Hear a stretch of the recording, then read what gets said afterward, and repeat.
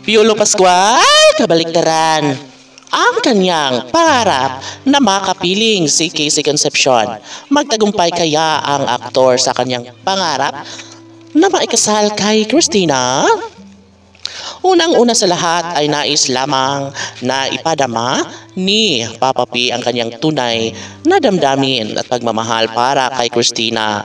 Sadyang mapaglaro ang tadhana at ito lamang ang tanging masasabi ng taong bayan na talaga nga namang mapagporsigi at interesado pa rin si Papa P sa kanyang pagmamahal para kay Casey Concepcion.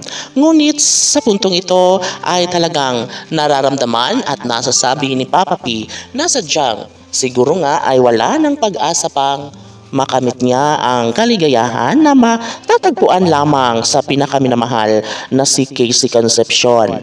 Aba, kung ganun man ay dapat na tigilan na lang ang mga paasang hindi makapagbibigay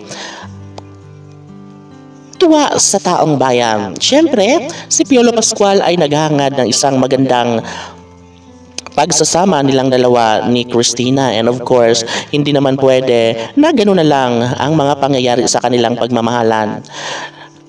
Sabi nga ni Papa P na mauudlot na siguro ang kanyang pangarap na maikasal kay Casey Concepcion dahil nga bali-balita na sadyang mayroon ng ibang mahal si Christina, may ibang lalaki ng nagmamahal sa actress. Of course, siguro nawawala na rin ng pag-asa si Piolo Pascual dahil nga may katotohanan ang lahat na napalitan na sa puso ni Christina si Papa P, at yun nga ay tila bumabagabag ito sa pagkatao ni Papa P at tila ba hindi na mangyayari pang muli ang kanyang pagmamahal na sadyang inaasahan niyang mabuo na muli ang kanyang pangarap sa tulong ng pagsasakripisyo sa kanyang pinakaminamahal na si Christina.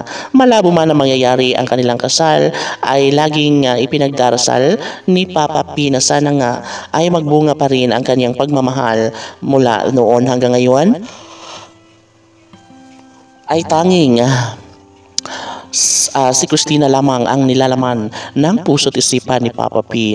Of course, magiging happy ang lahat kung mapagtagumpayan ni Papa P ang mga pagsubok sa kanilang relasyon, at ramdam ni Piolo Pascual na sadyang magbabalik rin sa kanya si Christina pagdating ng tamang pagkakataon. Siguro nga ay hindi ito ang unang taon para maisakatuparan ang kanilang pag-iisang dibdib, ngunit sadyang malaki pa rin naman ang chance na magiging maayos din ang lahat, lalo na ngayon na nandito sa Pilipinas ang pretty girl na si Casey Concepcion. Inaasahan ni Papa P na mayakap at mahagkan niya muli si Christina. Casey, PG Fanatics, laban!